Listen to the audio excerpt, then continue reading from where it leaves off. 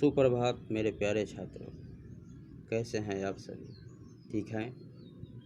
देखिए, इस वीडियो में मैं बात करूंगा क्लास 10th हिंदी क्षितिज और अध्याय 4 आत्मकथ्य के प्रश्नोत्तर के बारे में। देखिए, पहला प्रश्न है, कवि आत्मकथा लिखने से क्यों बचना चाहते हैं? ठीक है, उत्तर है कि कवि आत्मकथा लिखने से इसलिए बचना चाहते हैं क्योंकि उनका जीवन दुखदाई घटनाओं से भरा पड़ा है। किनका जीवन? जयशंकर प्रसाद का। अपनी सरलता के कारण उन्होंने कई बार धोखा भी खाया है। वे मजाक का कारण नहीं बनना चाहते। उन्हें लगता है कि उनकी आत्मकथा में कुछ रोचक और प्रेरक नहीं है। ठीक है, यही कारण था कि वो आत्मकथा लिखने से बचना चाहते थे। दूसरा प्रश्न है कि आत्मकथा सुनाने के संदर्भ में अभी समय भी नहीं है, कवि ऐसा क्यों कहता है? देखिए, प्रश्न समझ गए? जैसे कोई मित्र उनसे कहते थे कि तुम अपना आत्मकथा लिखो, तो वह क्या कहते थे? अभी समय नहीं है। ठीक है, कवि के अनुसार उन्हें कोई बड़ी उपलब्धि प्राप्त नहीं है। उन्हें मतलब किनको? जयशंकर प्रसाद को। उनका जीवन संघर्षों से भरा पड़ा है। वह अपने अभावग्रस्त मतलब कमी अभावग्रस्त जीवन के दुखों को खुद तक सीमित रखना चाहते हैं। इसलिए कवि कहते हैं कि उनके आत्मकथा लिखने का अभी समय नहीं हुआ है। तीसरा प्रश्न देखिए कि स्मृति को मतलब यादों को पाथेय बनाने से कवि का क्या आशय है? पाथेय समझ गए, एक पथ होता है और एक पथिक। स्मृति को पाथेय बनाने से कवि का आशय जीवन मार्ग के प्रेरणा से है। इस जीवन में हम जिस रास्ते पर हम लोग चलते हैं उससे हम लोगों को क्या क्या प्रेरणा मिली। कवि ने जो सुख का स्वप्न देखा था वह उसे कभी प्राप्त नहीं हुआ।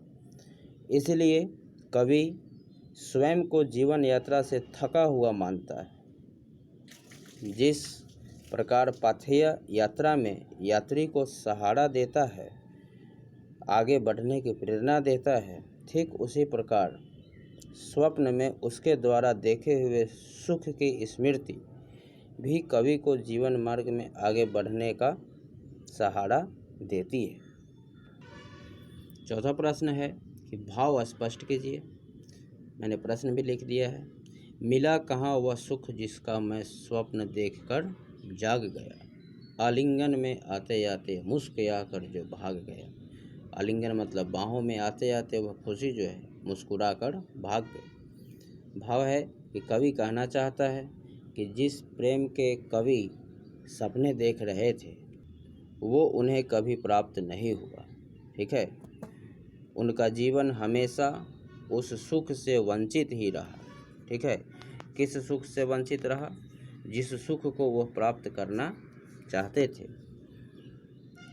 सुख उसके बेहद करीब आते आते उससे दूर चला गया।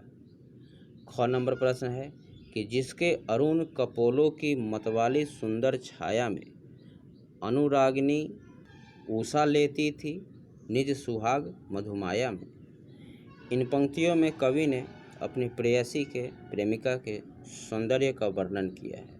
वे कहते हैं कि उनके प्रेयसी के गालों की लालिमा इतनी अधिक है कि उषा की लालिमा भी उसके सामने फीकी है। देखिए कितना मतलब अंतर किया है दोनों में।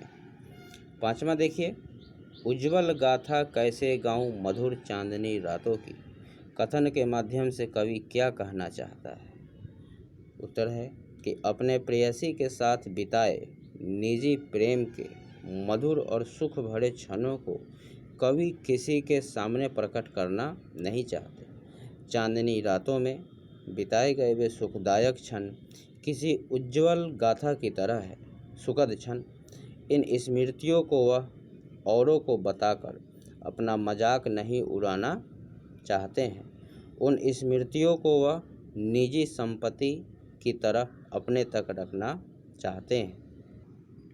अगला है प्रश्न 6 नंबर कि आत्मकथ्य कविता की काव्य भाषा की विशेषताएं उदाहरण सहित लिखिए। देखिए, जयशंकर प्रसाद द्वारा रचित कविता आत्मकथ्य की विशेषताएं निम्नलिखित है। कवि ने खरी बोली में कोमल शब्दों का प्रयोग किया है। इसका उदाहरण है कि जिसके अरुण कपोलों की मतवाली सुंदर छाया में।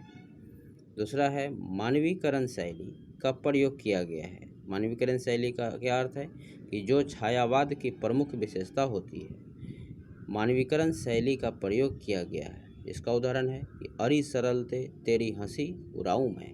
ठीक है, चलिए 7वां प्रश्न देखिए कि कवि ने जो सुख का स्वप्न देखा था उसे कविता में किस रूप में अभिव्यक्त किया है, प्रकट किया है। उत्तर है कि कवि के सुखद स्वप्न में उन्हें अपने प्रेयसी मतलब प्रेमिका के साथ कुछ क्षण बिताने का मौका मिला। आलिंगन में लेने से पूर्व, बाहों में लेने से पूर्व उनकी प्रेयसी उनसे दूर चली गई। चांदनी रात में प्रेयसी के साथ हुई बातें सदा के लिए दुख में तब्दील हो गई, मतलब बदल गई। तो आज इस वीडियो में हम लोगों ने क्लास 10th का अध्याय 4 आत्मकथ्य का प्रश्न उत्तर देखा। मिलते हैं नेक्स्ट वीडियो में एक नए अध्याय के साथ। तब तक के लिए धन्यवाद।